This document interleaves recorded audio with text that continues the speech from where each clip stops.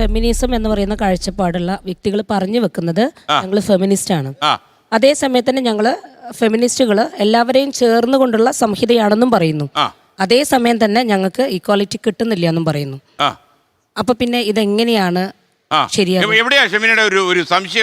എന്റെ സംശയം എന്താ വെച്ചാൽ ഇരവാദം എന്ന് പറയുന്നതിൽ സാമൂഹികമായിട്ട് സ്ത്രീ എത്ര കണ്ട് ഉന്നമനത്തിലേക്ക് വന്നിട്ടും ആ ഇരവാദം എന്ന് പറയുന്ന പ്രക്രിയയിൽ നിന്ന് ഒരു തരം താഴത്തേക്ക് ഇവർ ഇറങ്ങുന്നില്ല എന്നുള്ളത് സത്യം തന്നെയാണ്. അതായത് നിലവിൽ സാമൂഹികമായിട്ടുള്ള നീതി ഉറപ്പാക്കേണ്ടത് സംരക്ഷണവും സമത്വമാണ്, ഒന്നൊന്നിന്റെ മുകളിലല്ല. പക്ഷെ നിങ്ങൾ മുകളിലേക്ക് ആകാൻ ശ്രമിക്കുന്നു എന്നുള്ളൊരു പദം വരുമ്പോൾ തന്നെ കടന്നാക്രമണം ആ ഭാഗത്തുനിന്ന് വന്നിട്ട് പിന്നെ പറയുന്നത് നിങ്ങൾ ആക്രമിക്കുന്നു എന്നുള്ളതാണ്.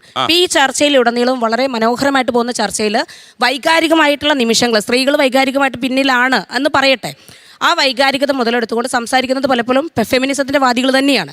എന്നിട്ട് പിന്നീടും പറയുന്നത് നിങ്ങൾ അഗ്രസീവ് ആവുന്നു എന്നാണ്. അപ്പൊ അതിലൊക്കെ ചില പ്രയാസങ്ങളുണ്ട്. അപ്പൊ അങ്ങനെ വരുമ്പോൾ സ്വാഭാവികമായിട്ട് എന്താ ഉണ്ടാവുക എന്ന് വെച്ചാൽ ഫെമിനിസം എന്ന് പറയുന്ന കൺസെപ്റ്റിന് പിന്നെയും പുരുഷന്റെ താഴേക്ക് പോകേണ്ടി വരിക എന്നുള്ളൊരു അർത്ഥമാണ്.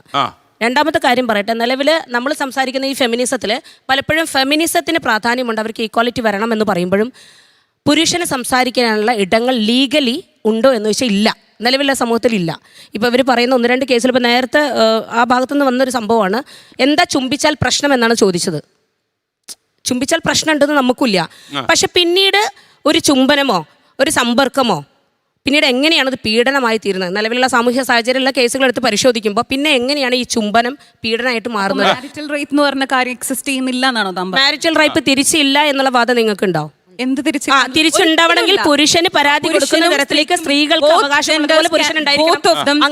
മാരിറ്റൽ റേപ്പ് എന്ന് പറയുന്നത് പുരുഷന് പരാതി കൊടുക്കാൻ പറ്റും. അതല്ല താൻ പറഞ്ഞത് അടുത്ത പഴകി കഴിഞ്ഞു കഴിഞ്ഞാൽ പിന്നെ അവിടെ റേപ്പ് ഇല്ല, ഇങ്ങനെ റേപ്പ് വരുന്നു. അപ്പൊ മാരിറ്റൽ റേപ്പ് ഒരു ഭർത്താവും ഭാര്യ റേപ്പ് എന്ന് പറയുന്നത് അർത്ഥത്തിലല്ല. ഇതാണ് ഞാൻ പറഞ്ഞത്. വാചകങ്ങളല്ല ഞാൻ പറയുന്നതിനെ കൗണ്ടർ ചെയ്യുമ്പോൾ ആ പോയിന്റിൽ പറയണം.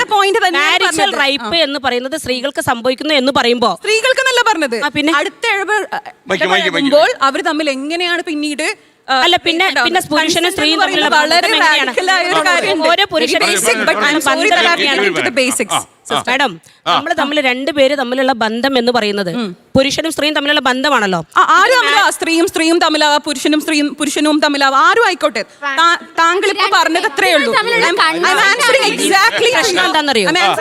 പക്ഷെ ഫെമിനിസത്തിനെതിരല്ല, പക്ഷെ ഇതിന്റെ പ്രോബ്ലം ഉണ്ട്. അതായത് നമ്മൾ എന്ത് പറഞ്ഞു വെക്കുമ്പോഴും ഞങ്ങൾ ആരും ഇംപെർഫെക്റ്റ് ആയിട്ടും എക്സിസ്റ്റ് ചെയ്യാനുള്ള റൈറ്റ് ഞങ്ങൾക്ക് ഉണ്ട്.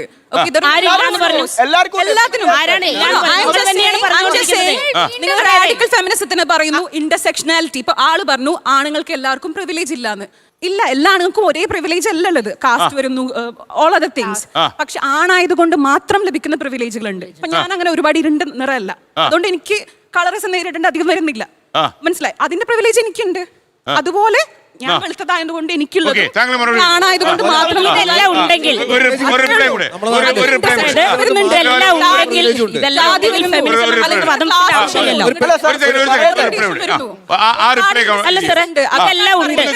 റാഡിക്കൽ ഫെമിനിസ്റ്റ് അല്ല, ഇന്റർസെക്ഷണൽ ഫെമിനിസ്റ്റിന് വേണ്ടിയാണ് ഇവിടെ ഇരിക്കുന്ന എല്ലാവരും ഇരിക്കുന്നത്.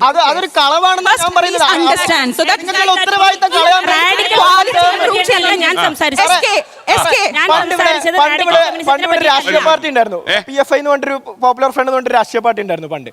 അവര് ടെററിസ്റ്റ് ആണെന്ന് മുദ്രകുത്തി. അപ്പൊ അവർക്ക് ടെററിസ്റ്റ് എന്ന് പറഞ്ഞപ്പോ അവര് വേഗം എല്ലാവരും അതിൽ നിന്ന് രാജിവെച്ചിട്ട് വേറെ ഒരു പാർട്ടിയുടെ അണ്ടറിൽ പോയി. Same people doing the same job. പക്ഷെ അവിടുത്തെ ഉത്തരവാദിത്തം ഞങ്ങൾക്കില്ല, അതിൽ നിന്ന് കിട്ടുന്ന ശിക്ഷകൾ ഞങ്ങൾക്ക് കിട്ടില്ല. പക്ഷെ സെയിം പീപ്പിൾ സെയിം പുതിയൊരു ടേമിലോട്ട് മാറുക. അത് തന്നെയാണ് ഇന്റർസെക്ഷണൽ ഫെമിനിസ്റ്റ്. ഉത്തരവാദിത്തങ്ങൾ